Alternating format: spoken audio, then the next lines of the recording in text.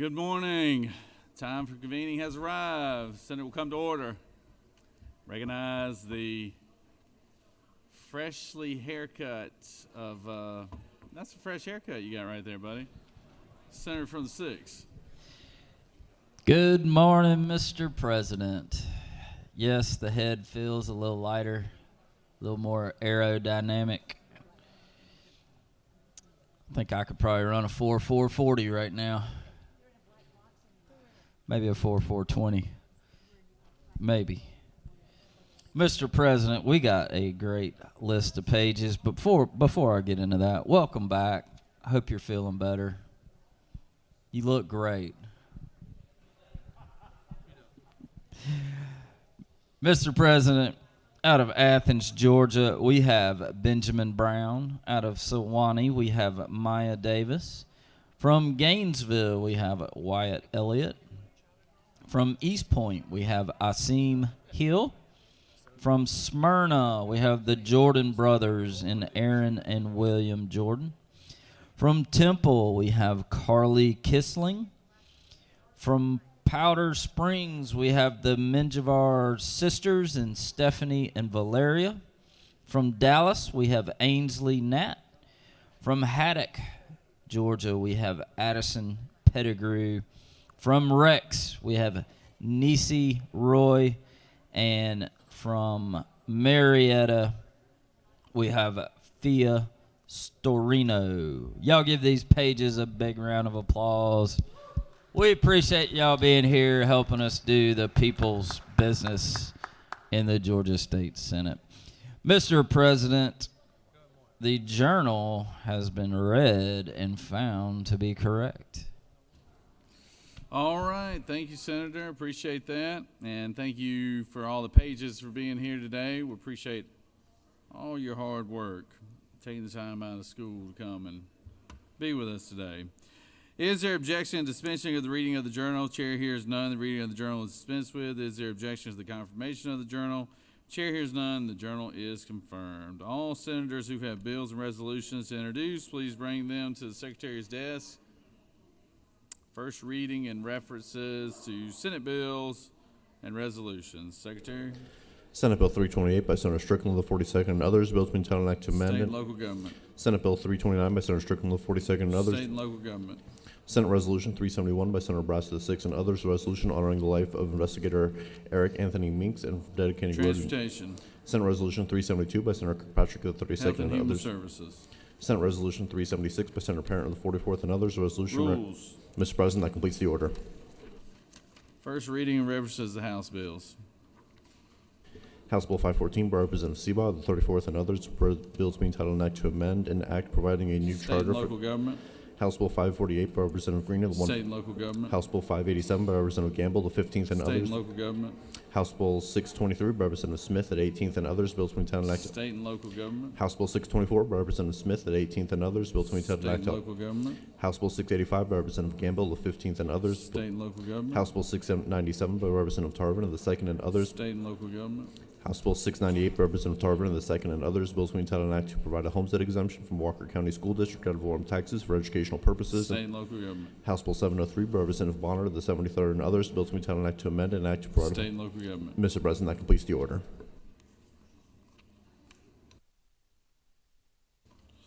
Secretary read reports of standing committees.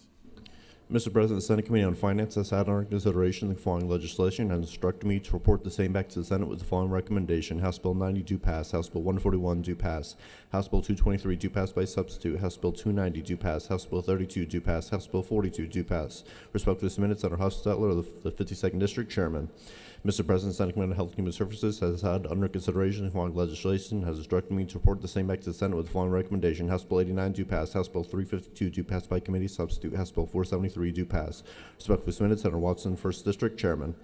Mr. President, Senate Committee on Judiciary has had under consideration the following legislation, has instructed me to report the same back to the Senate with the following recommendation. House Bill 55 do pass by substitute. House Bill 176 do pass.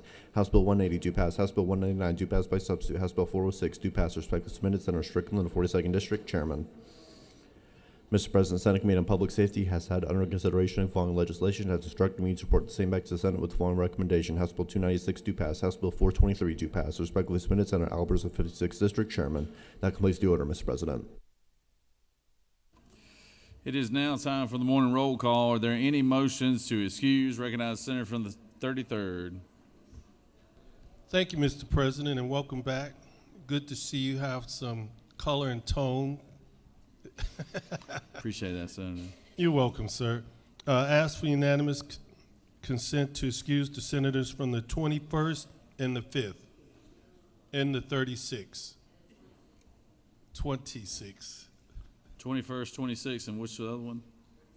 36 for business inside the Capitol. Did you say the 5th as well, too, Senator? 5th, yes, sir. So 21, 26, 36, and 5. Sounds like some of your old college signals, huh?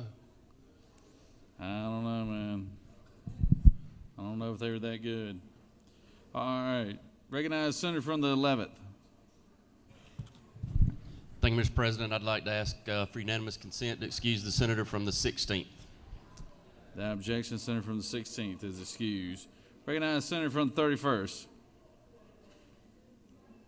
Thank you, Mr. President. I ask for unanimous consent to excuse the senator from the 30th. Senator from the 30th. The objection, Senator from the 30th is excused. Senator from the 41st. Recognize Senator from the 41st. Yes, I ask for unanimous consent to excuse the senator from the 44th. From 44th is excused. Senator from the 8th. Senator from the 8th. You know, I'm still a little upset with you from Friday night when you had me bid on a duck hunt out in Nebraska, of all places. I didn't know there was any ducks in Nebraska. And I ended up winning the duck hunt, too. In Nebraska. I mean, never heard of it. Senator from the 23rd, you want to go on that duck hunt? I won the, unfortunately, I won the bid, yeah. Unfortunately.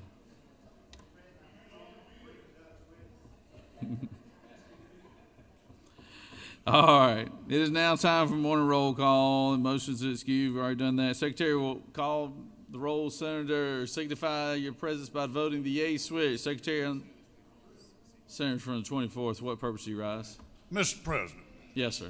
were you the only one that bidded on the duck hunt? No, I thought we were bidding on a quail hunt because he was handling the auction. I thought we were bidding on a quail hunt down at Southwind or something, right?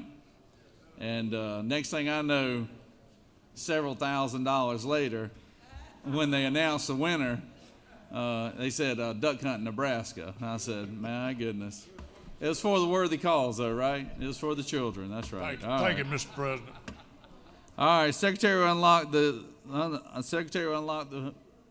signify your presence by voting the yea switch. See, it's got me all messed up right now still, thinking about spending that money on a duck hunt in Nebraska. So, Secretary, unlock the roll.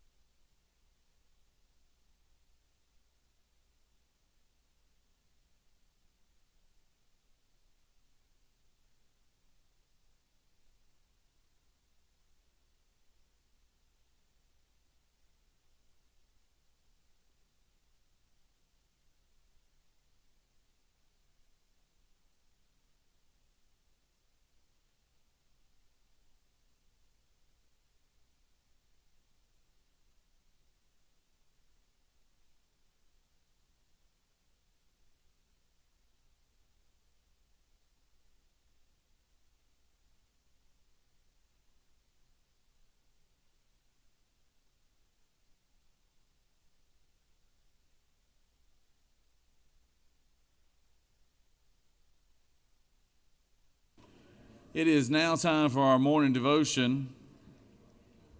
All senators, please take your seats and cease all conversation. I would ask that the doorkeepers secure the chamber at this time.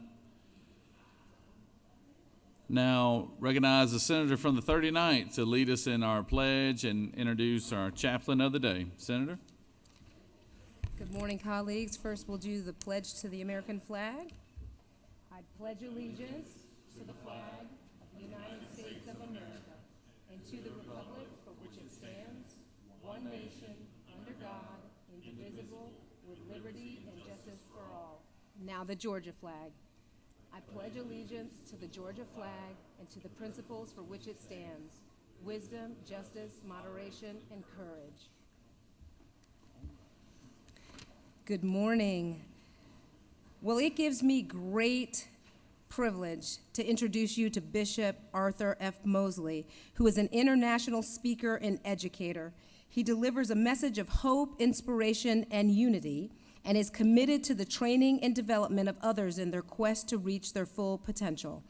Bishop Mosley is a family man, married to evangelist Sheila Mosley, proud father of 2 daughters, and pop to a precious granddaughter, Macy Elaine.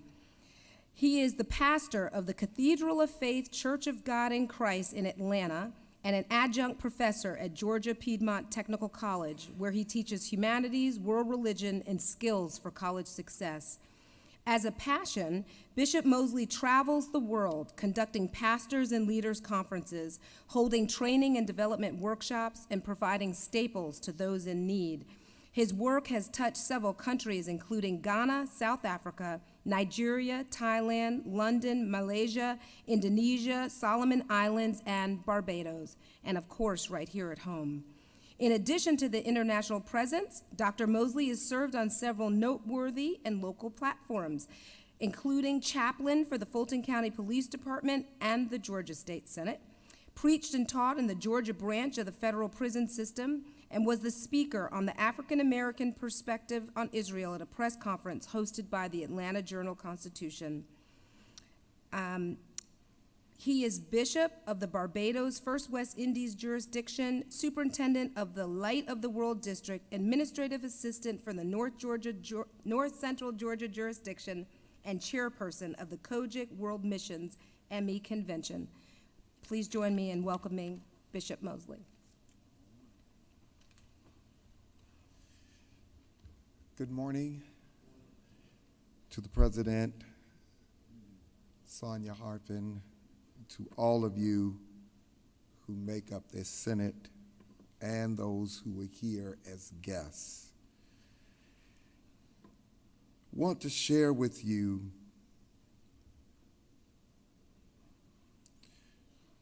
text from Matthew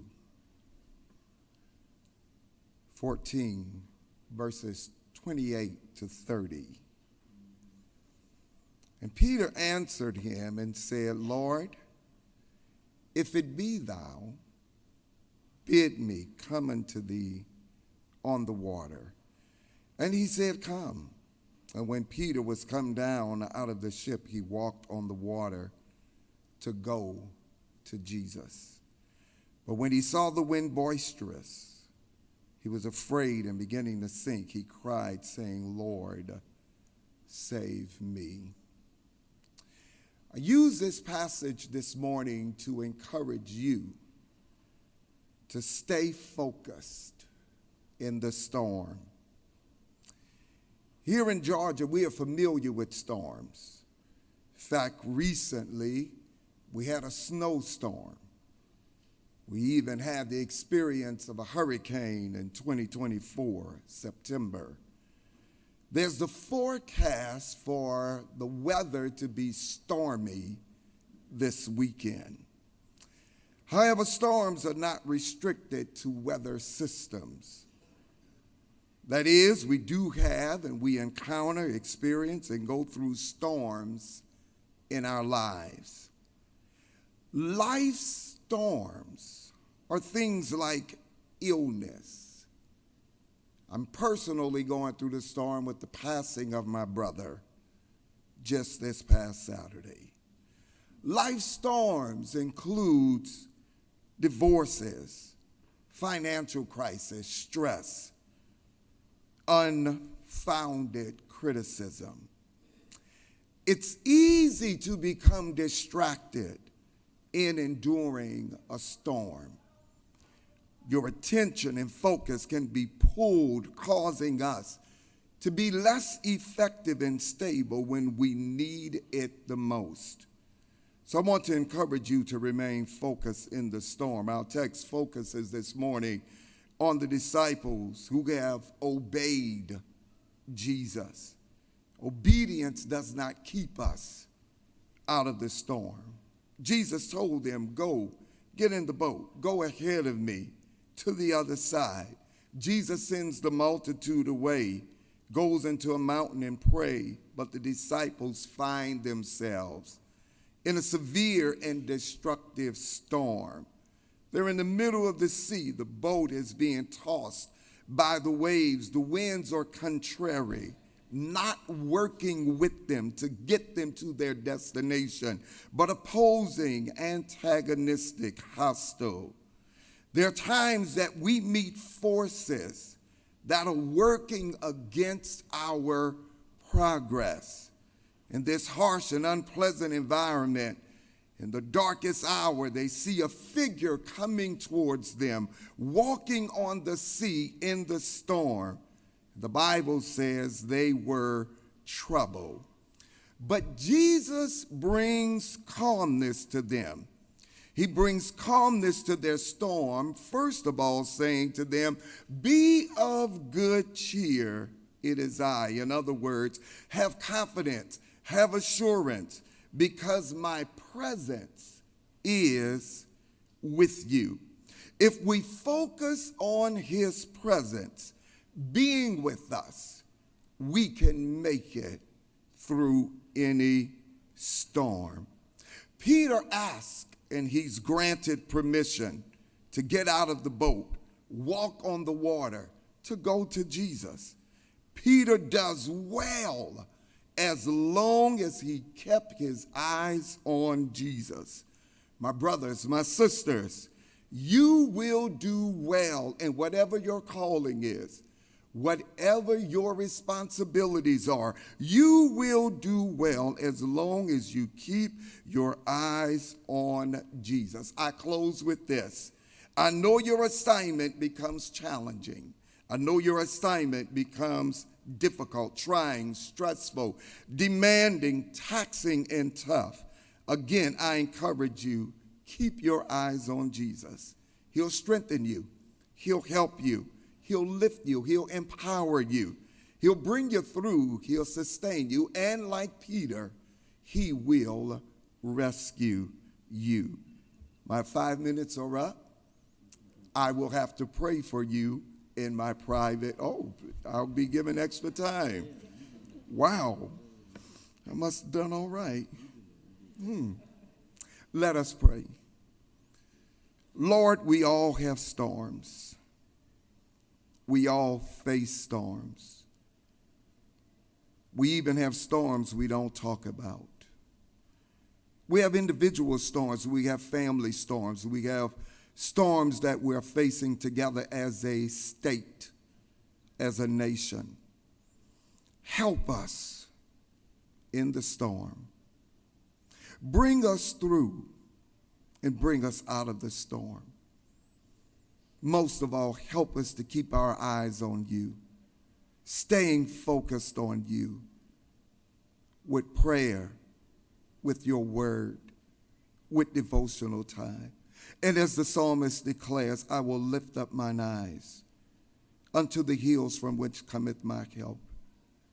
Even in the storm, my help cometh from the Lord, which made heaven and earth. Bless these men and women as they serve in spite of their storms. In Jesus' name, amen.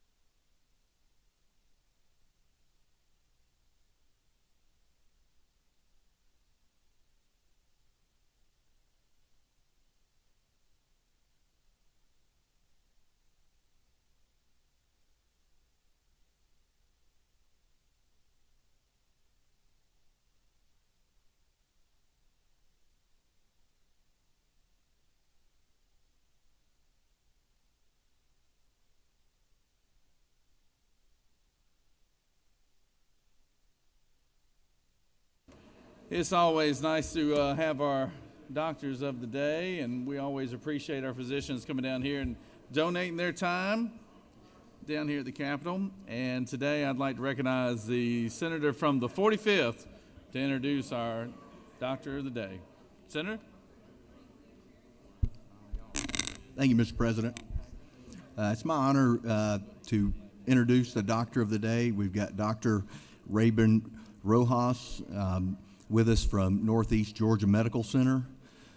She is a distinguished physician, educator, and leader in the field of preliminary and critical care medicine with a steadfast commitment to addressing health disparities and improving community health outcomes in the state of Georgia.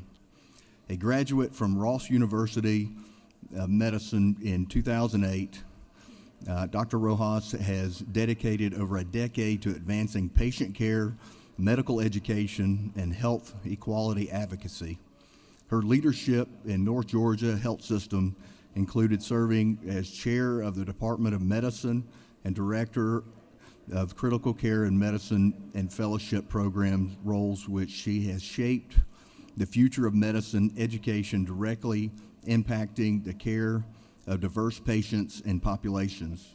She also serves as director of medical intensive care unit curriculum at Graduate Medical Education, fostering the development of resident physicians across specialty areas here in the state of Georgia. Without further ado, I would like to introduce you Dr. Rojas.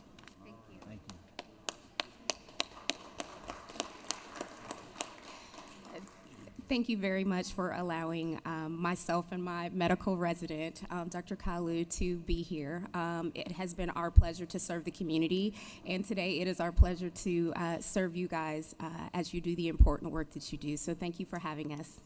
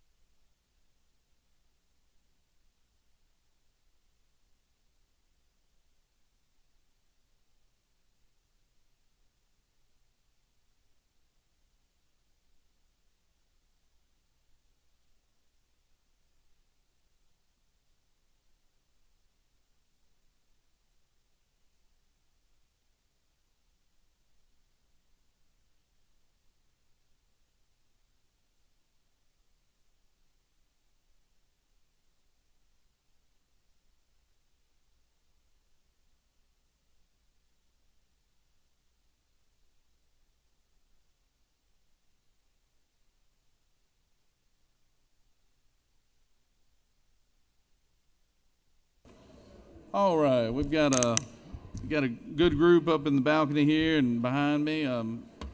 Linemen from all over the state here today. So, Secretary, read the caption. Senate Resolution 253 by Senator Kennedy of the 18th and others, a resolution recognizing March 11th, 2025 as Georgia Lineman Day and for other purposes. Whereas Georgia's linemen are dedicated professionals who work tirelessly to ensure that electrical power is restored to homes and communities during times of crisis, often under dangerous and challenging conditions. And whereas more than 8,000 men and women worked long hours in the aftermath of Hurricane Helene, often in high winds and rain, demonstrating extraordinary courage, resilience, and commitment to their communities, as well as ensuring that power was restored as quickly and safely as possible to support recovery efforts. And whereas the swift and efficient restoration of electrical services by Georgia's linemen during and after Hurricane Helene was critical in enabling the recovery process, and whereas Georgia's linemen continue to be instrumental in maintaining the state's electrical infrastructure and responding to emergencies, now therefore be it resolved by the Senate that the members of this body recognize March 11, 2025 as Georgia Lineman Day to honor and celebrate the exceptional efforts of Georgia's linemen, past and present, and their ongoing commitment to public service and protection of our state's residents. Mr. President, that completes the order. Is there objection to the adoption of the resolution? Chair hears none, and the resolution is adopted. Recognize the pro tem to speak to the resolution. Senator from the 18th. Senator. Thank you, Mr. President. Good morning. It's great to see y'all. It's a special day for us to get to recognize some special people. I'll tell you where the idea of this came from. I, like many of y'all, the day after Hurricane Helene hit, was riding down to the area that was so devastated. I was headed down to Adrian, Georgia, my little hometown, riding down I-16, and the trucks were headed down there already to go take care of the folks that had been so hit and hurt by the storm. And I'd ride by the trucks, and I'd kind of look up and get their attention and give them a quick salute and a thank you, and many times they'd respond, and I knew these guys were heading in not to the eye of the storm, but the eye of the trouble and the pain of Georgians who were being affected and had been so severely affected. And it crossed my mind, you know, we're so grateful the day of the storm and the days after when they show up to take care of us, but we kind of forget about them after that, because once the storm goes and the electricity's back on and your services are back on, things are back to normal. But the truth is, we needed to have a Lineman's Day, and that's where the idea came from, and I'm glad you're here to celebrate Lineman's Day at the Capitol. You know, these guys and ladies really are the backbone of our energy infrastructure. They brave the storms, the flooding, dangerous temperature, long nights to ensure that our homes are lit, that we're kept safe and warm in those most darkest of hours. You know, most recently, as I said, we saw this firsthand in the aftermath of Hurricane Helene, with all that came and the damage that was left in its wake. You know, these guys and ladies don't seek recognition either during the time or after, but they absolutely deserve it. So let's let today be a reminder of the critical role that they play in powering our state and the sacrifices that they make, the personal sacrifices that they make to leave their families to come take care of us and make sure that we as Georgians stay strong and resilient. We've got some great folks on the rostrum with us. James Adam is a training and safety specialist with Electric Cities of Georgia. James spent 14 straight days in the field to ensure that power was restored. Charlie Purcell is up here with us, utility director for the city of Douglas. He's a lineman at heart, and Charlie led his team through 29 grueling days of nonstop work ensuring the city's recovery. Randy Knight's up here with us with Altamaha EMC. He worked 15-hour days, folks, restoring power. His own family remained without electricity for 15 days while he was out taking care of the rest of us.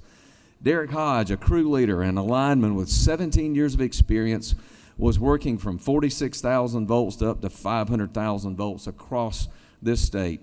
Josh Pace is with us. He's a crew leader in Smyrna distribution area with 10 years of service. Josh plays a critical role in powering major customers from Dobbins Air Force Base to Truist Park. And Waylon Hasty started his career with Georgia Power at age 18 that eventually led him to create the Elite Lineman Training Institute in 2019, which is instrumental in reshaping and shaping and teaching the next generation of linemen that'll be taking care of us, our children, and our grandchildren. In addition to the 6 folks on the rostrum with us, we've got a gallery full of folks.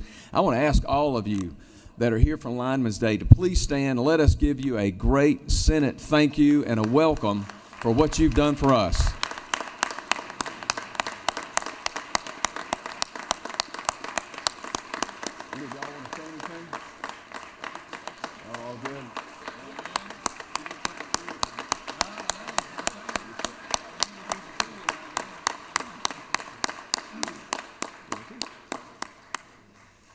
Thank you for that. Listen, I asked if any of these guys wanted to say anything, and just like they take care of us, they come, they do the job, they don't want the recognition, and they go home after we have been taken care of by them. So thank you for the recognition and helping us recognize these men and women who take care of us in the darkest of times. And with that, Mr. President, I'll yield the rostrum.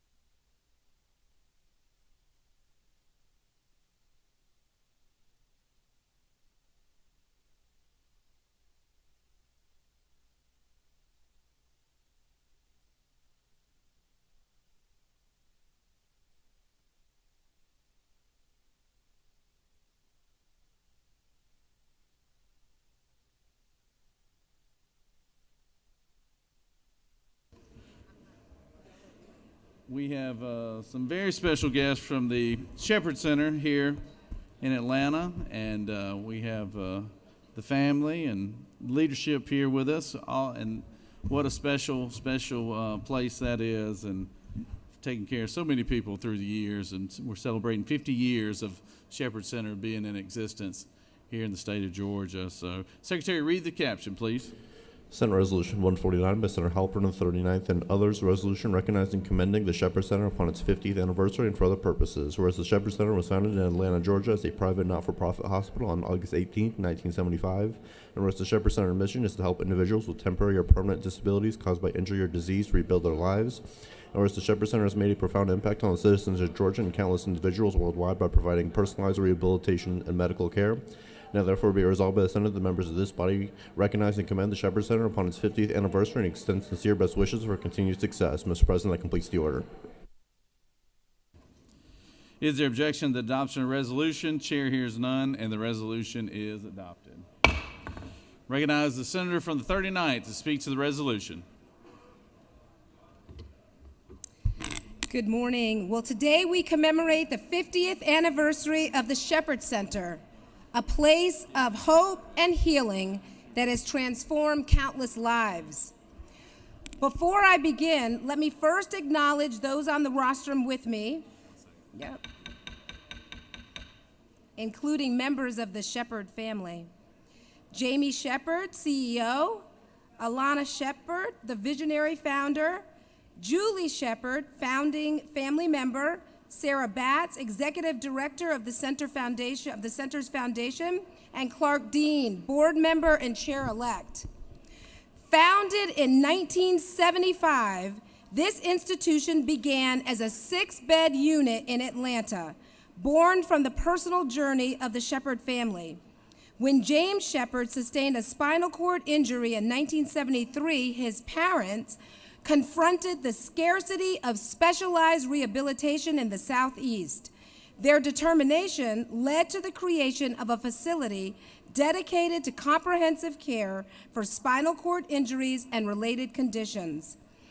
Under their visionary leadership, the Shepherd Center has evolved into a world-renowned 152-bed hospital, annually serving over 700 inpatients and 7,000 outpatients.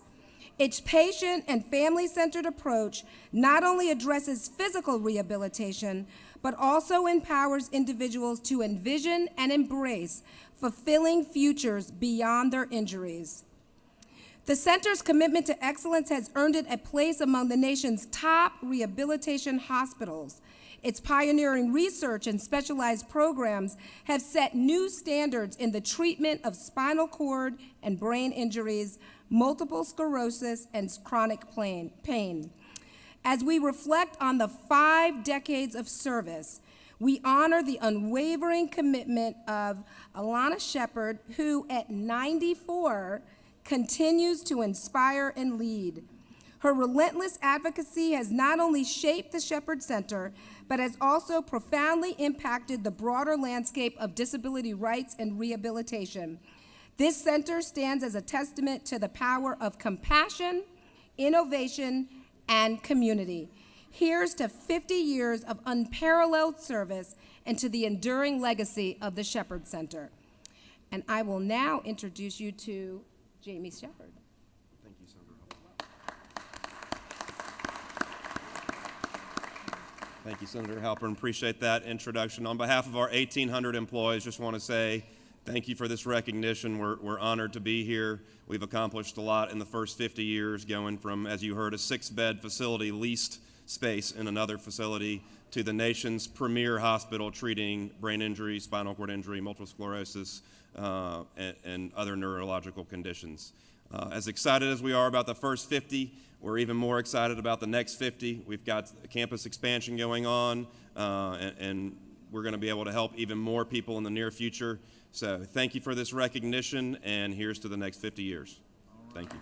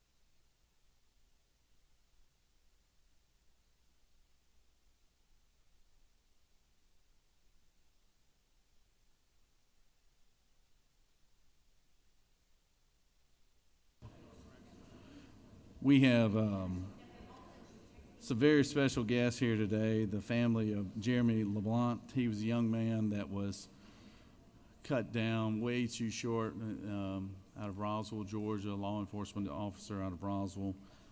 We have his family here with us today, and I'm going to recognize the senator from the 56 to recognize the family and speak to resolution that he has prepared for them. Senator?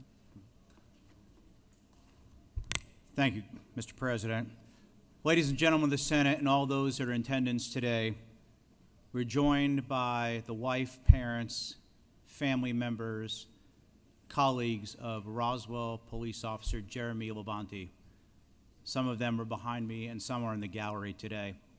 This young man, 24 years young, made the last measure of devotion for our community, and he will be forever remembered. Joined with us as well is Roswell Mayor Kurt Wilson, Police Chief Jim Conroy, as well as many of the officers in the gallery and behind me, as well as many of our finest here at the state. Working alongside of the senator from the 14th and the senator from the 21st, and all of you unanimously passed the resolution that will rename Georgia 400 and Holcomb Bridge Road as the Officer Jeremy Labonte Interchange. One of the busiest, not just in Georgia, but in the Southeast, that will forever remember his life and his legacy. I'm honored to present a flag that has been flown over the Georgia State Capitol to his family today. On behalf of a grateful state, I'm going to ask everyone to please rise. For everyone who has ever served as a first responder or in the military, please join me in saluting this family. God bless you. Thank you.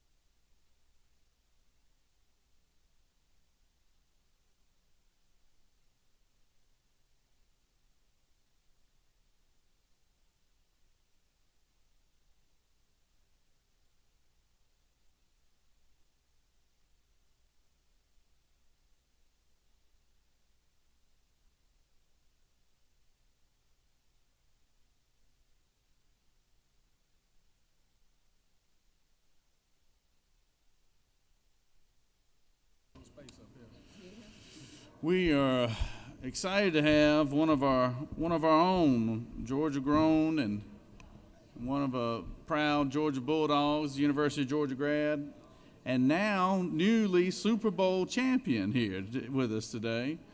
Mr. Nolan Smith, who gave us a lot of excitement at his days at UGA, and we've made us very proud up there in Philadelphia playing for the Eagles right now, which seems like it's UGA Part 2 with all the Georgia guys up there. But we're glad to have him. And Secretary, read the resolution, please. Senate Resolution 239 by Senator Mallow II and others, a resolution honoring the inspiring journey and achievements of Nolan Sentinel Smith Jr. and for other purposes. Whereas Nolan Sentinel Smith Jr., born January 18, 2001 in Savannah, Georgia, has shown the world what it means to dream big, work relentlessly, and rise above every challenge in pursuit of greatness. And whereas Nolan's college career at the University of Georgia helped the Bulldogs secure back-to-back college football playoff national championships. And whereas Nolan's dream of playing in the NFL became a reality when he was selected by the Philadelphia Eagles in the first round of the 2023 NFL Draft. And whereas beyond the field, Nolan has touched countless lives through his dedication to inspiring and mentoring others, particularly through the Nolan Smith Foundation. Now therefore be it resolved by the Senate that the members of this body honor Nolan Sentinel Smith for his extraordinary accomplishments, heart for service, and unwavering commitment to others, as well as wish him continued success and fulfillment in all of his endeavors. Mr. President, that completes the order. Is there objections to the adoption of the resolution? Chair hears none, and the resolution is adopted. Calling our senator from Savannah, Georgia, senator from the 2nd, to speak to the resolution. Senator? Thank you, Mr. President. This morning, colleagues, I rise to honor a great Savannian and Nolan Smith, Super Bowl champion, two-time dog, UGA champion here, and it's exciting that he stopped by our chamber today to be recognized on the floor of this body for his accomplishments in Georgia and what he does. His foundation is very active in Savannah. He does great work for our community, so he's not someone that has risen to fame and forgotten about the hometown and the community he grew up in, and so I'm just honored to have him with us today. And also, Mr. President, I do have a resolution from Governor Kemp, a commendation for Nolan Smith. He could not be here today, but he did send a commendation. I always want to acknowledge Governor Kemp, and I appreciate this body and the support of my colleagues. Thank you, Mr. President.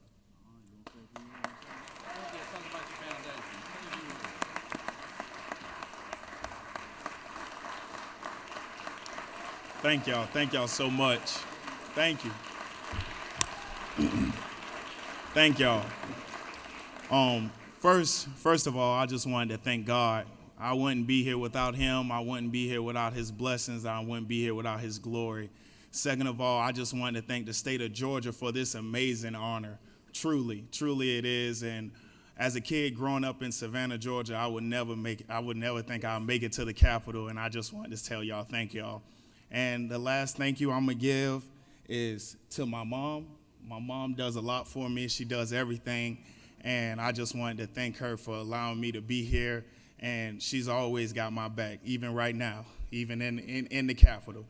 And most definitely, thank you to Mr. Burns, Mr. Richards, for helping my foundation becoming what it is. And just allowing me from Savannah to come up here to Atlanta, meet some great people, shake the right hands, and do the right thing. And most definitely, lastly, go Dogs.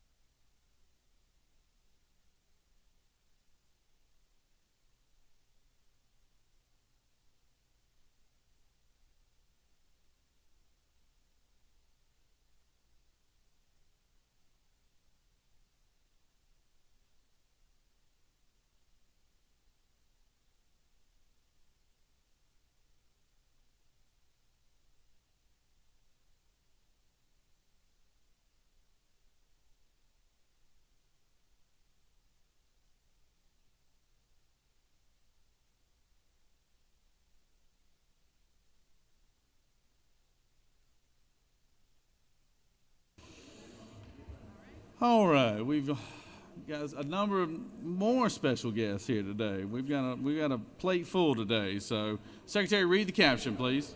Senate Resolution 193 by Senator Jones of the 10th and others, a resolution recognizing and commending Troy Taylor and for other purposes. Whereas in 2009, inspired by his global travels, he founded Zuccotti Gallery in Atlanta's Castleberry Hill neighborhood, transforming a dirt floor commercial space into a contemporary fine arts gallery.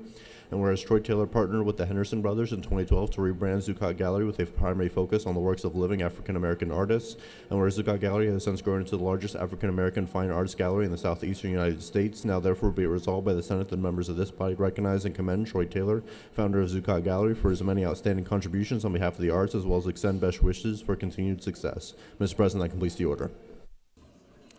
Is there objection to the adoption of the resolution? Chair hears none, and the resolution is adopted.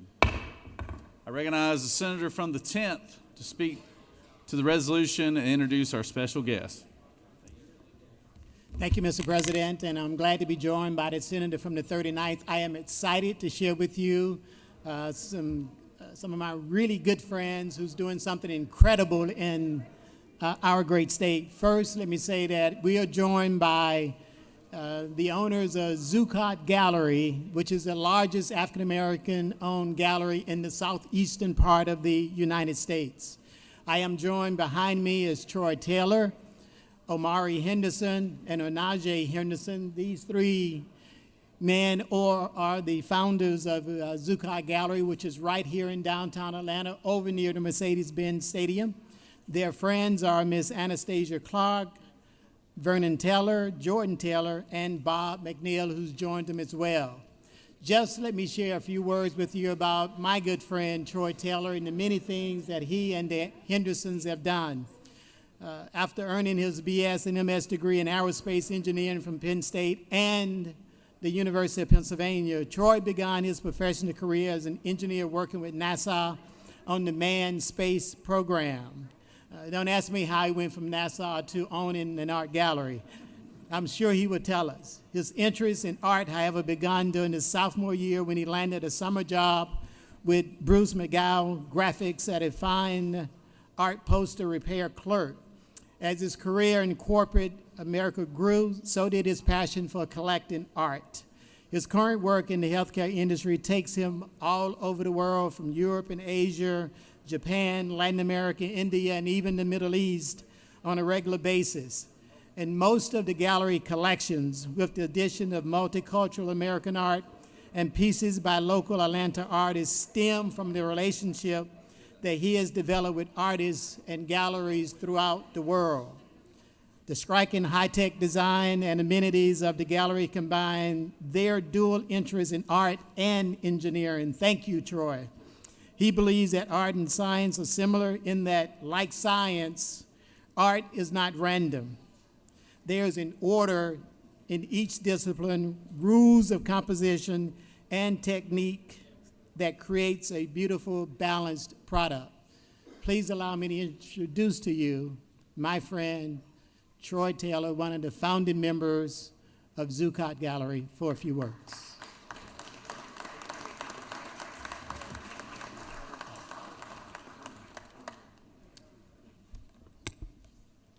Thank you, Senator Jones, and thank you to the co-sponsors and the Georgia State Senate for this honor of this resolution. Like all things, you never get there by yourself. There's an old saying, no man's an island, or no person's an island, and certainly I wouldn't be here today if it wasn't for the work, the friendship, and the education of my partners, Onaje Henderson and Omari Henderson, who are really the driving force behind the success of the gallery. I also would like to recognize the artists who, through their incredible capabilities, are able to encapsulate moments in time, history, things that are important to us on a piece of canvas or in a sculpture, such that that piece can be collected and brought to the future for people to know what our generation or what our story is all about. I'd also like to recognize my life partner, Anastasia Clark, who stuck with me through the good times and the challenging times. I also like to recognize Juliet Kilby, who's not here, who got me into the art business. And also I'd like to recognize Devin Taylor and Jordan Taylor, my daughters, who are the co-founders and CEOs of the Troy Taylor Fan Club. At Zuccotti Gallery, we believe in two principal things. One is what you hang on your walls is a representation of you. It's a window into your beliefs, your convictions, the things that you find important. And so as a gallery, we help individuals curate and explain who they are, what they're about, through the types of artwork they put on their walls at their office, their homes, and in their businesses. The second thing that we are very proud about is that as an art collector, you become somewhat of a custodian of culture. Because these iconic pieces that are created by these magnificent artists represents a society's or a culture that has been documented over time.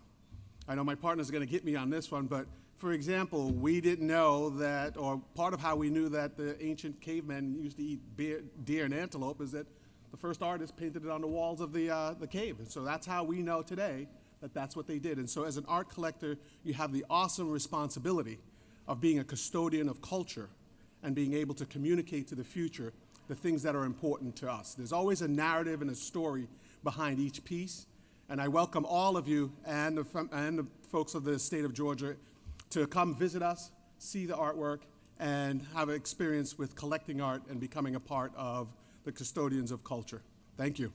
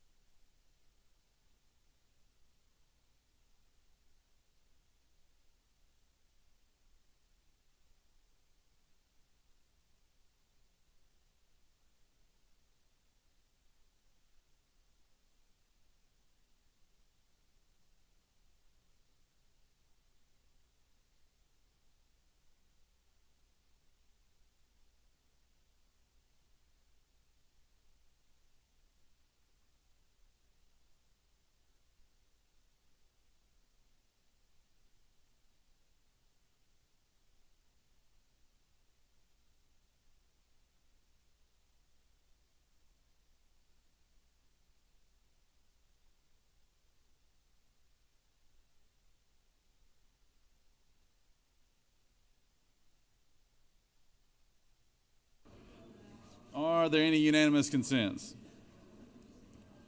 Does any senator wish to rise on a point of personal privilege? Recognize the senator from the 28th.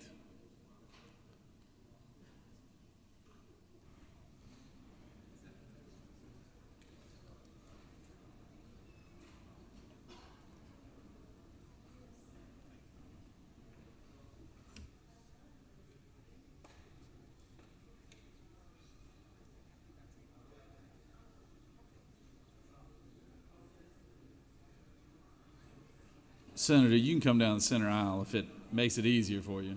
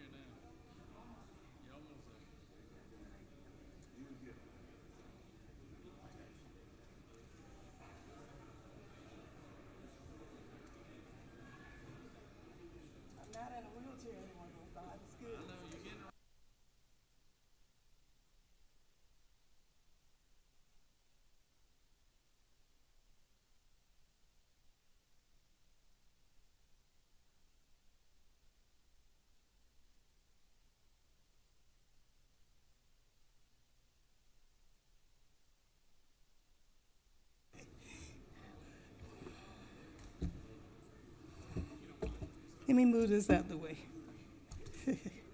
Okay. Good morning, Senators. Thank you very much, Mr. President. Today is our County Marshals Day at the Capitol. And we have our marshals all from different counties that are here. Hart County, Rabun County, Cherokee County, DeKalb County, and Fulton County, just to name a few. And the leaders are standing right here. We have, I don't hope this is right. Where's Mayor Tom Reed this here? We have Councilwoman Ruby Foster. Councilwoman, I think that I have them mixed up. But anyway, they're here. Let's give them a hand. And our marshals are up there. Can you stand, please? Have they let you in? There you go. Thank you. Thank you.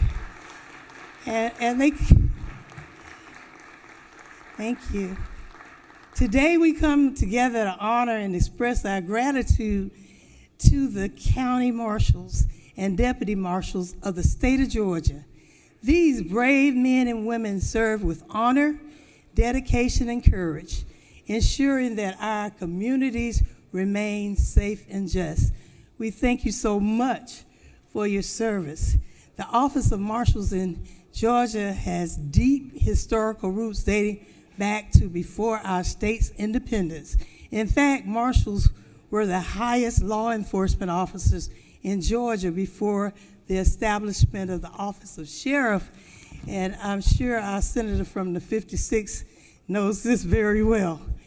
And this tradition highlights their integral role in maintaining law and order in our state, and their legacy continues today. Today's county marshals and deputy marshals continue to be vital in the law enforcement community.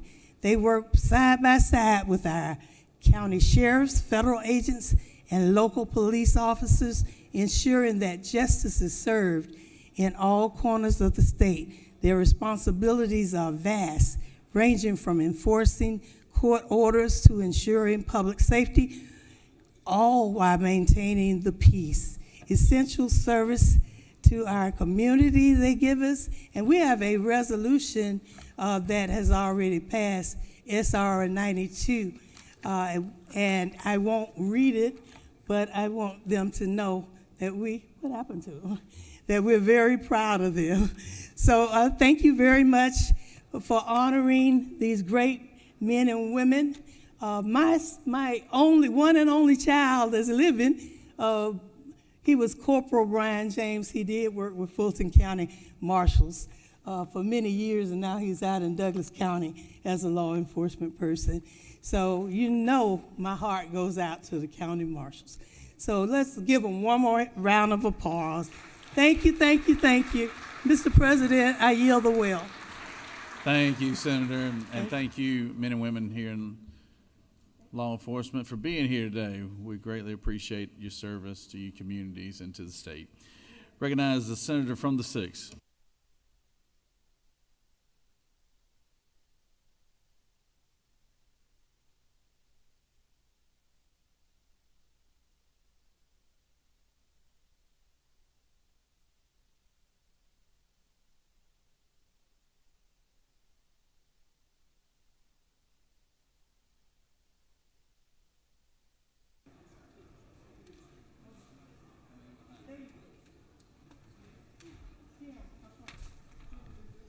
Thank you, Mr. President, colleagues. I am here to honor the city of Chattahoochee Hills and my colleague, the current senator from the 28th, who currently represents Chattahoochee Hills, because she can only do one point of personal privilege, asked me as the former senator from the 28th and former senator for Chattahoochee Hills, which I represented for 8 years. And we have friends from Chattahoochee Hills that are here in the gallery and on the Senate floor. We have their mayor, Tom Reed. We have Councilwoman Women Foster and Lowe, Councilman Peak, City Manager Rob Rokovitz, Portia Cross, Chip Denton, Pakaya Denton, and members and students from the Terra School. So if y'all would give them a big, warm Senate welcome. Thank y'all for being here.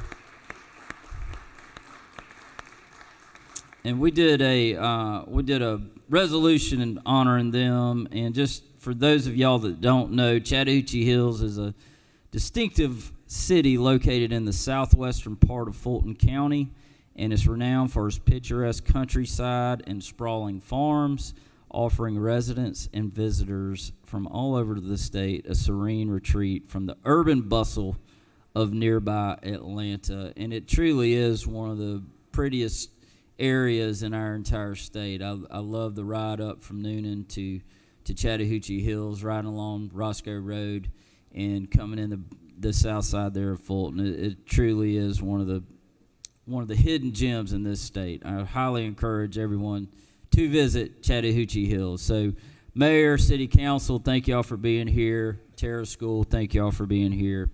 And I yield the well. All right. Thank you, Senator. Glad to have them all here, Senator. Glad to have them. Thank you for recognizing them.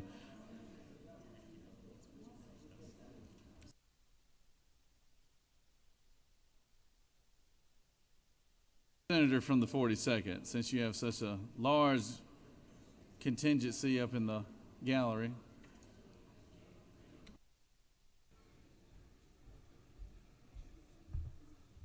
Thank you, Mr. President. Apparently we have a large group, so big of a group up there that I get to go early so everybody can move out.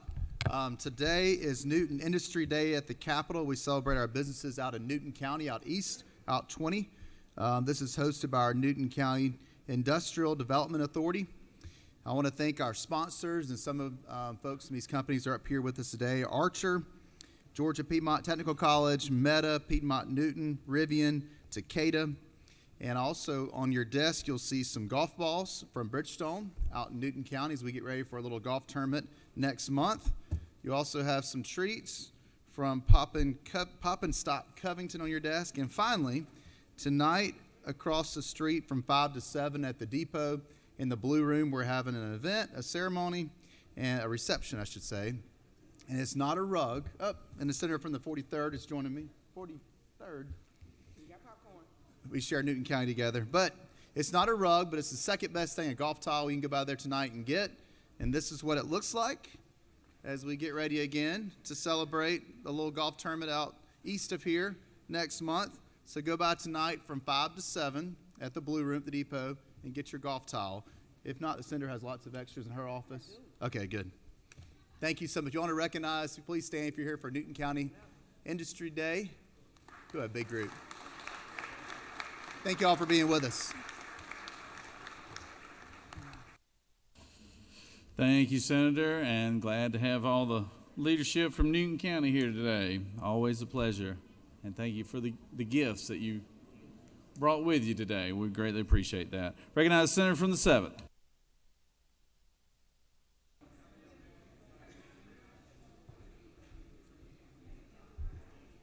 Thank you, Mr. President.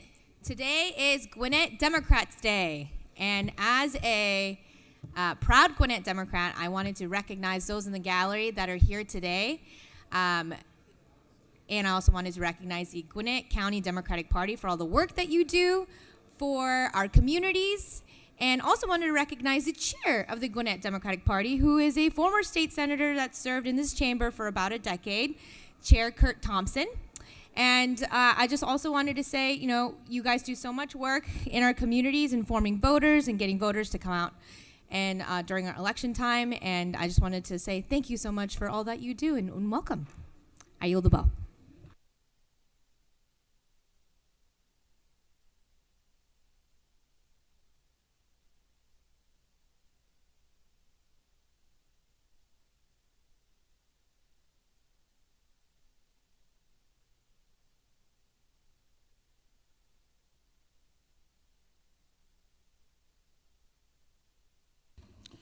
Recognize the Senator from the 50th.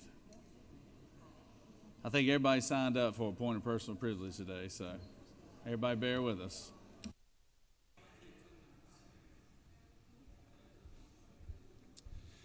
Thank you, Mr. President. Well, 5 years ago, it's hard to believe, but the World Health Organization on March 11, 2020, named COVID-19 an official worldwide pandemic. At that exact same time, I was in the delivery room with my wife, and Hazel was born. She came earlier this session.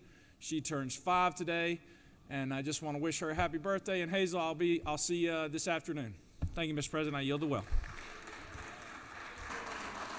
All right, good job, Senator. Recognize the Senator from the 54th.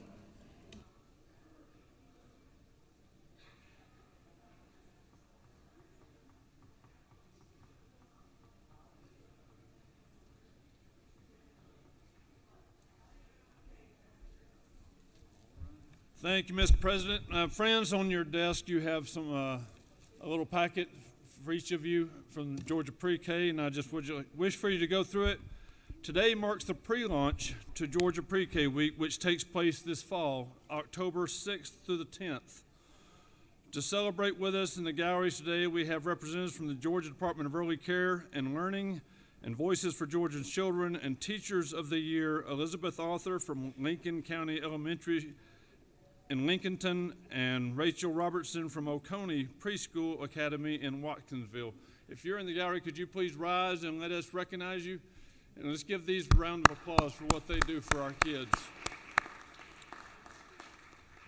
I would just tell you, is to take part in the Georgia Pre-K Week is something that I have had a passion for doing. After what I've working with kids is still a passion of mine, and it's always going to be a passion of mine, but to get to go and sit down, and I always take time to sit on the floor with them, because that's when you can take away the worrisome of this big guy sitting down and reading to them. So I'll sit on the floor with them and take time to read a book to these kids in the pre-K classrooms around Georgia. It's literally a celebration of the joyful expectation of what can become of these children that are sitting here in the classroom. So I just take time and do that.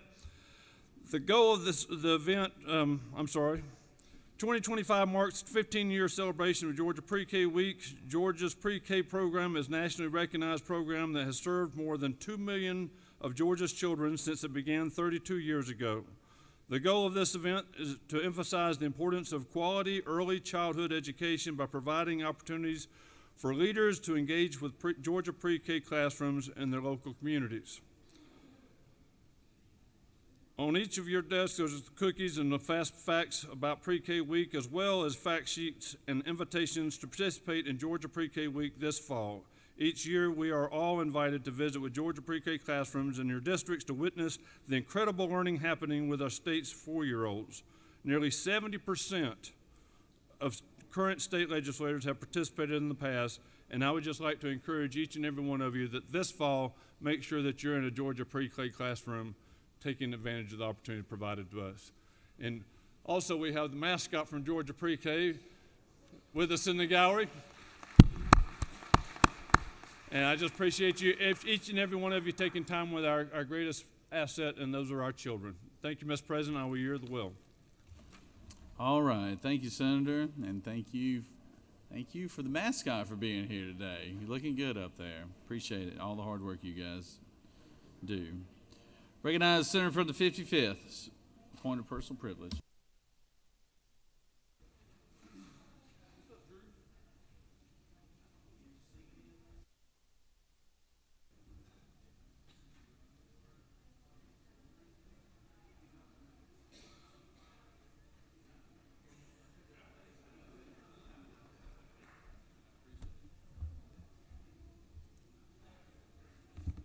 May I ask for some of my colleagues to join me who understand what Divine Nine means, or HBCU.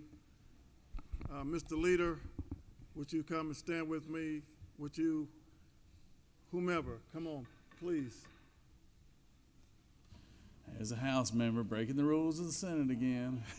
We'll let you have it this time, Senator. Okay. Thank you, Miss. Thank you, Miss. Thank you so much.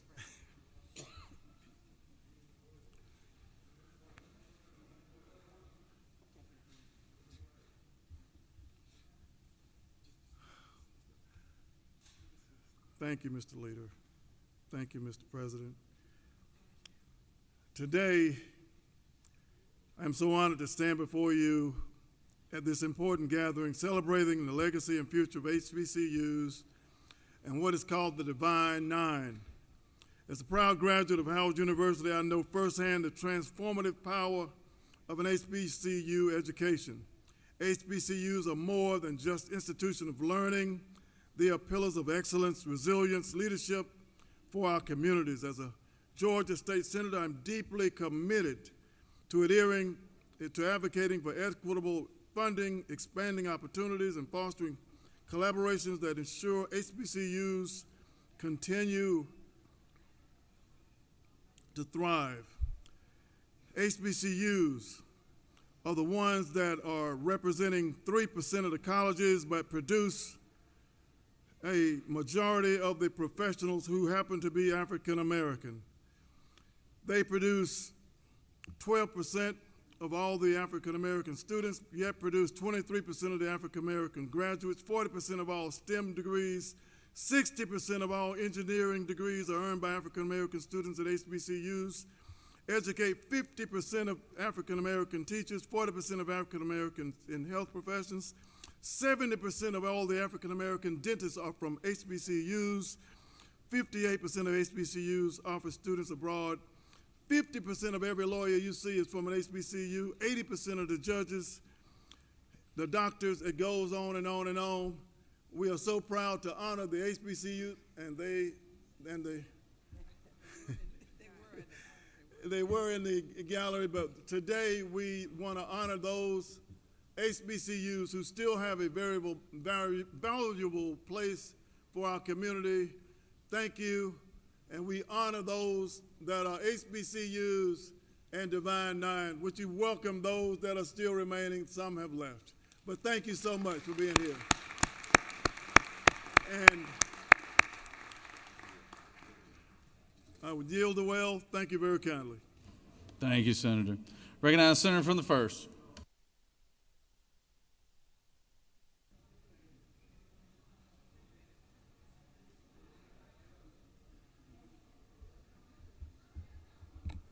Thank you, Mr. President. I'm up here today to welcome the Combat Boots to the Boardroom. If we still have anybody left up there, the Combat Boots to the Boardroom, if you wouldn't mind stand, please, from all over the state, but certainly from my district, Liberty County, Bryan County, and Chatham County.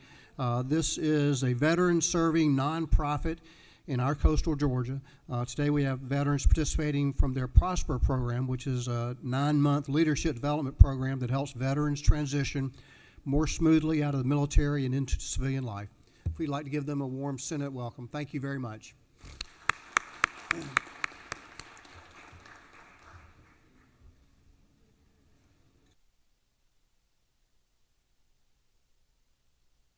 Recognize Senator from the 35th.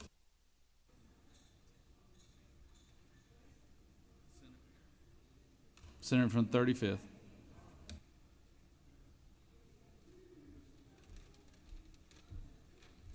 Apologies, Mr. President. Colleagues, this morning I rise to sound the alarm about the risks to Georgia's economy that we continue to see and that I know many of you are feeling. President Trump's trade wars, his haphazard cuts and layoffs are having real impacts on the people of our great state. For example, the reckless threats of tariffs have already caused prices to rise and the stock portfolios and 401ks of people across this state to plummet. Those tariffs, many of which are threatened and then implemented and then rescinded and then threatened again, have caused retaliatory actions from other countries on our poultry, fruit, and other agriculture products that are grown here in Georgia. We've also seen that these actions have caused a recession to loom. We've also learned that a federal grant that was helping to secure our food supply by helping school systems across Georgia buy Georgia-grown food products, that grant was pulled. Tens of millions of dollars coming here to this state from the federal government helping feed 900,000 Georgia students with Georgia-grown products, directly benefiting our farmers in this great state. Something that you would think would be universally endorsed has been pulled by the federal government without any reasoning. When you add that, when you add the fact that the government has cut thousands of jobs from key agencies across this state, these policies will have a lasting impact. But here's the thing. If you told me that we were doing this to shrink the size of government and to close the trillions of dollars that we have in a budget deficit, then the pain that Georgians are feeling could be explained. But the problem is that these cuts are a drop in the bucket, and it is all being used to support tax cuts for the rich. That's ultimately what this is about.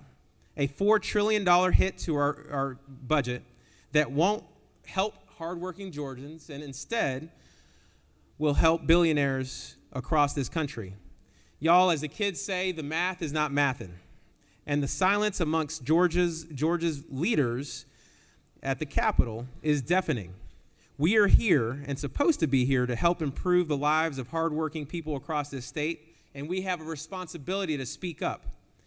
Colleagues, I urge all of us to continue to call out these disastrous policies that are coming out of Washington, D.C., and to continue to work on common sense solutions to lower costs and improve the lives of our residents. And with that, Mr. President, I yield the well. Recognize the senator from the 48th.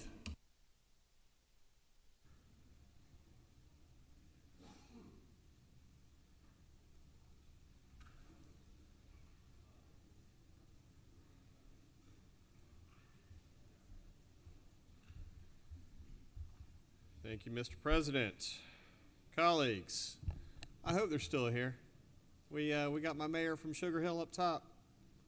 There we are. There's my Sugar Hill people. Y'all, a lot of times we are divided. Sometimes we are all on the same page. This is one of those times. I have a few of our Gwinnett County Teachers of the Year from Sugar Hill. I'm going to recognize them by name. Anne Marie Trent at Sycamore Elementary with Principal Kelly Scarborough. Carmen Smith at Sugar Hill Elementary with Principal Nick Boyers. Catherine Duncan at Lanier Middle School with Principal Bryce Fulcher. Emily Heck at White Oak Elementary School with Principal Stacy Pickett. And Laura Wood at Lanier High with Principal Christopher Martin. Combined, these 5 teachers represent 113 years of educational experience. They have been recognized by Gwinnett County as Teachers of the Year. I honor you all, congratulate you on this amazing award, and so glad y'all are here. Thank you. I yield the well.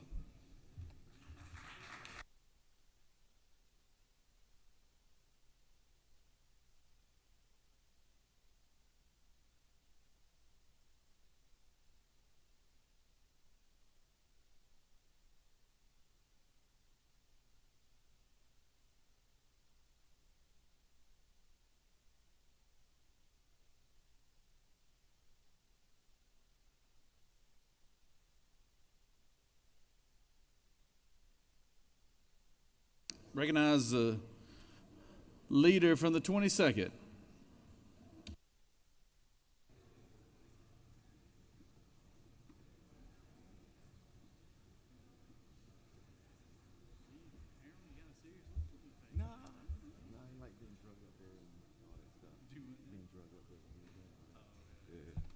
Thank you, Mr. President.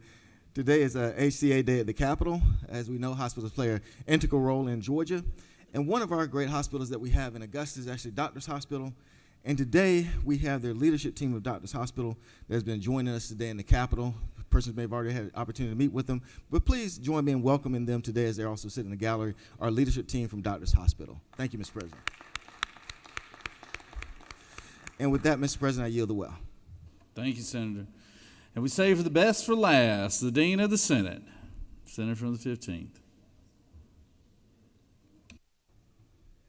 Thank you very much, Mr. President. I rise today to acknowledge the green caps on your desk today from Columbus, Georgia, city of 2,000 population, and always grateful for the great work you do here in the Georgia Senate and appreciative of the things that we do here to assist our various counties and cities in the state, especially Columbus, Georgia.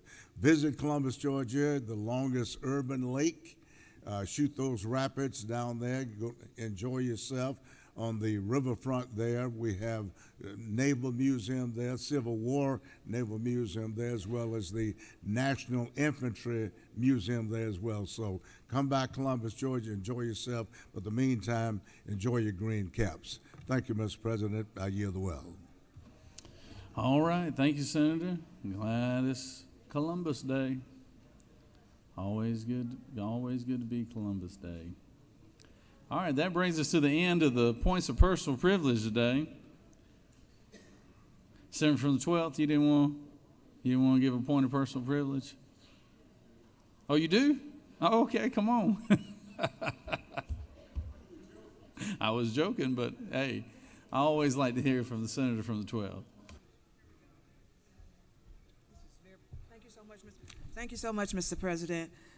Colleagues, let us welcome the 5th grade students from Deerfield Windsor Preparatory School via Albany, Georgia.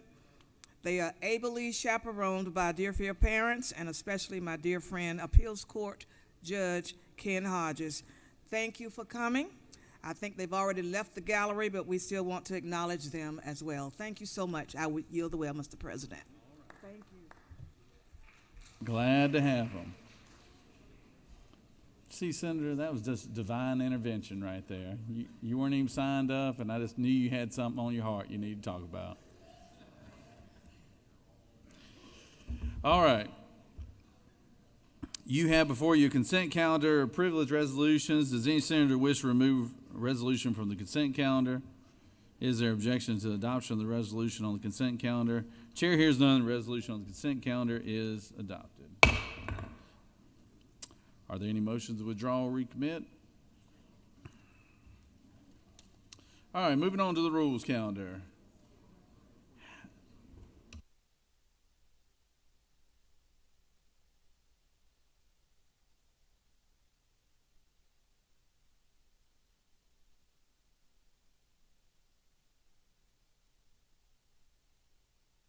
Secretary Reed, House Bill 287.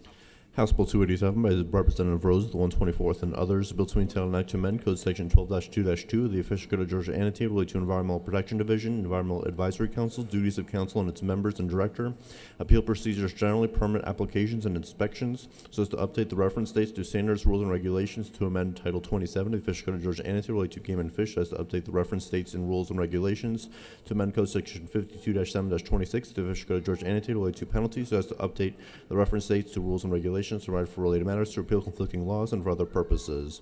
Mr. President, the Senate Committee on Natural Resources and the Environment recommends that this bill do pass. Respectfully submitted, Senator Anderson, Chairman. That completes the order, Mr. President.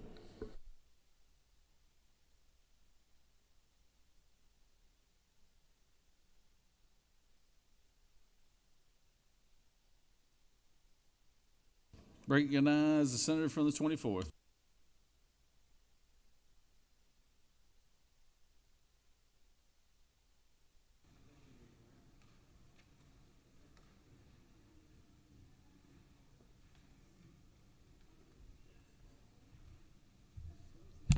Thank you, Mr. President. Dear colleagues, I bring you House Bill 287. It's simply a department bill, changing it from the year of 24 to the year of 25. But DNR has done a few improvements. One is that we made it where the youth, that young people that's under the age of 16 can go hunting, and also special turkey hunting in the spring. If they're under 16, they don't have to pay for a license. Also, the shellfish industry, we made it to where it's just more simpler on getting their permits. But listen to me, senators. One thing that the DNR has done, and I want you to go home and think about all your people back home in your district. But DNR has purchased right at 20 wheelchairs that's on tracks. So any person that's paralyzed in the state of Georgia does not have to buy a hunting or fishing license. And also, anyone that's outside of the state can also get a hunting and fishing license for free. Just ask you to vote for this bill. It's a great bill for the great people of the state of Georgia. And also, let's get out of here so we can go trout fishing this afternoon at 2 o'clock. I yield the well. Any questions, come see me. Amen, amen. Does any other senator wish to speak for or against the measure? Chair hears none. Is there objections to the previous question being ordered? Chair hears none. The previous question is ordered. Is there objections to agreeing to the report of the committee, which is favorable to the passage of the bill? Chair hears none. The report of the committee is agreed to. Is there objection to the main question being ordered? Chair hears none. The main question is ordered. Question is on the passage of the bill. All those in favor of the bill will vote yea. Opposed, nay. Secretary, unlock the machine.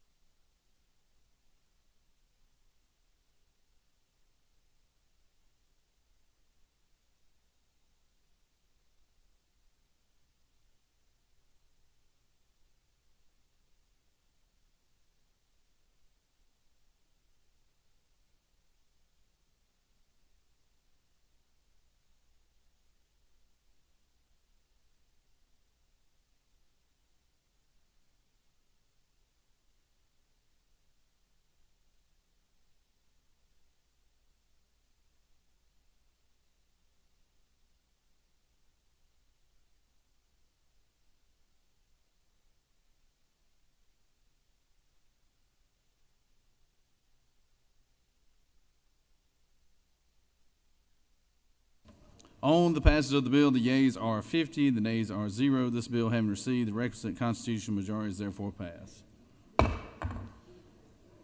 Recognize Secretary, please read H.R. 97. House Resolution 97 by Representative Green of the 154th and others, resolution authorizing the conveyance of certain state-owned property located in Bryan County, Colquitt County, Fulton County, Glenn County, Habersham County, Hall County, and Henry County, authorizing the lease of certain state-owned property located in Cherokee County, Effingham County, Hall County, Miller County, Sumter County, and Tatnall County, authorizing the exchange of certain state-owned property located in Clark County to provide for an effective date, to provide for related matters, to repeal conflicting laws, and for other purposes. Mr. President, the Senate Committee on State Institutions and Property recommends that this resolution do pass by substitute. Respectless minutes, Senator Harbison, Chairman. Mr. President, the Senate Committee on State Institutions and Property offers the following substitute to House Resolution 97, a resolution authorizing the conveyance of certain state-owned property located in Bryan County, authorizing the lease of certain state-owned property located in Cherokee County, and for other purposes. Mr. President, that completes the order.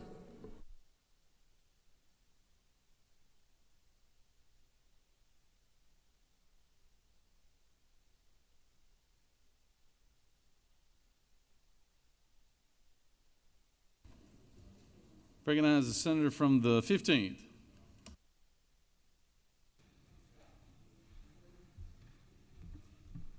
Thank you, Mr. President.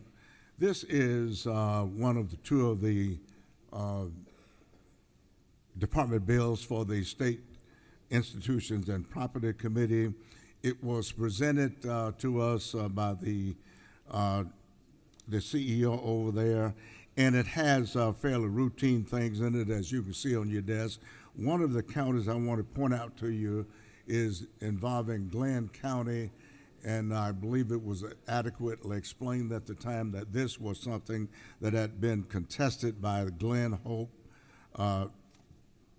New Glen Hope, 1043, and it was currently in the courts being mitigated at that time, and it was a dispute between a private entity and that Glen New Hope, and that will be mitigated by the courts. And as I think let me make sure I say this right. This resolution authorized the State Property Commission to quit claim this property to Glen New Hope for consideration. Glen New Hope will transfer 20% of each credit release granted from the mitigation bank and other consideration. I want to explain that part because that was probably the only complicated piece of this legislation. Mr. President, I yield the well unless there are questions. You have no questions, Senator. Thank you. Does any other senator wish to speak for or against the measure? Chair hears none. Is there objection to the previous question being ordered? Chair hears none. The previous question is ordered. Question is on the adoption of the committee substitute. Is there objection to the adoption of the committee substitute? Hearing none, the committee substitute is adopted. Is there objection to agreeing to the report of committee which is favorable to the passage of adoption of the resolution? Chair hears none, and the report of the committee is agreed to. Is there objection to the main question being ordered? Chair hears none, the main question is ordered. Question is on the adoption of the resolution by substitute. All those in favor of the resolution will vote yea, opposed nay. Secretary, unlock the machine.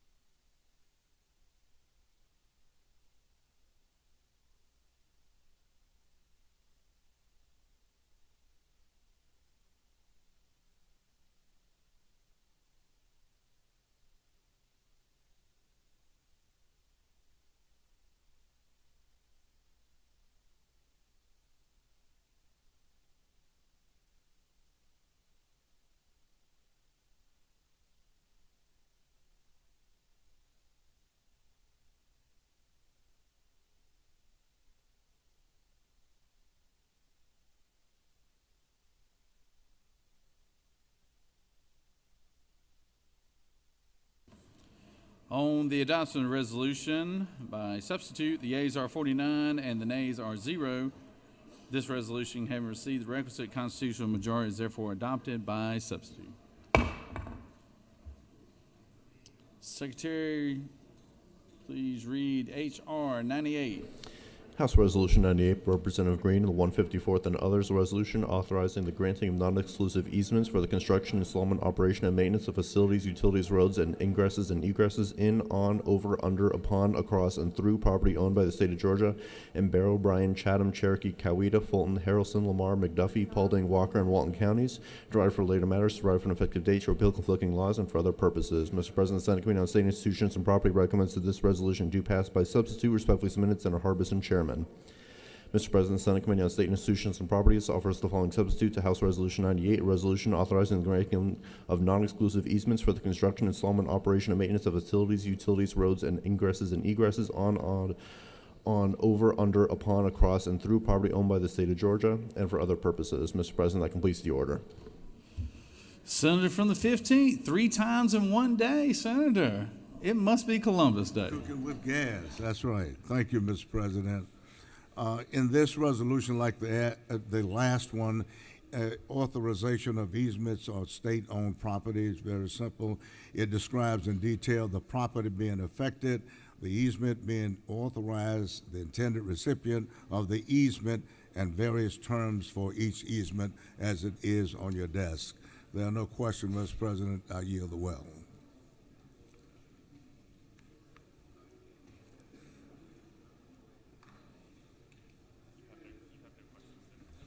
Thank you. You have no questions. Senator from the 33rd. Does any other senator wish to speak for or against the measure? Chair hears none. Is there objection to the previous question being ordered? Chair hears none. The previous question is ordered. Questions on the adoption of the committee substitute. Is there objection to the adoption of the committee substitute? Hearing none, the committee substitute is adopted. Is there objection to agreeing to the report of committee which is favorable to the adoption of the resolution? Chair hears none. The report of committee is agreed to. Is there objection to the main question being ordered? Chair hears none. The main question is ordered. Questions on the adoption of the resolution by substitute. All those in favor of the resolution will vote yea, opposed nay. Secretary, unlock the machine.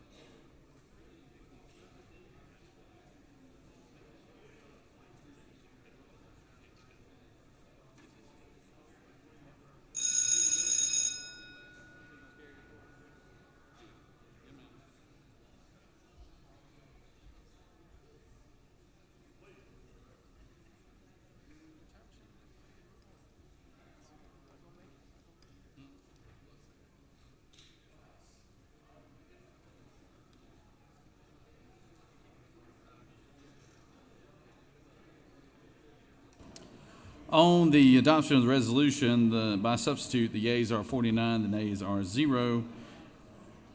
This resolution having received the requisite constitutional majority is therefore adopted by substitute. All right.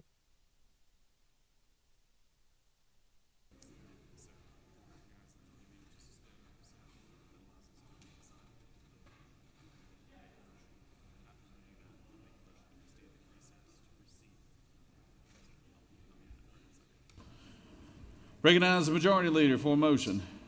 Mr. President, I ask for unanimous consent that Senate Rule 3.1.2, paragraph C, be suspended to allow for the receipt and assignment of House Bill 68, the fiscal year 26 appropriations bill.